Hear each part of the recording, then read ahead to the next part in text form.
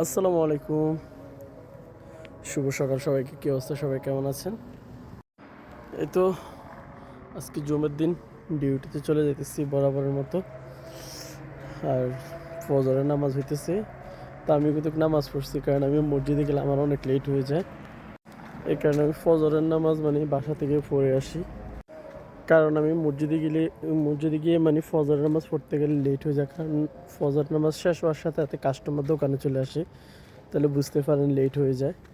সকালবেলা এসে আমার আগে লোক একজন আসে, ও এসে সব রেডি করে, তারপরও আমি এসে সব রেডি, বাকি যেগুলো থাকে এগুলো রেডি করতে হয়, এই আর কি। কাস্টমার নেই, এই যে দেখেন ওই আমাদের দোকান।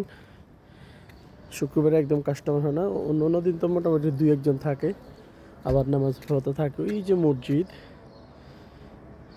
দেখেন, এটা হচ্ছে মসজিদ। তো যাই হোক, সবাই ভালো থাকবেন, আল্লাহ হাফেজ।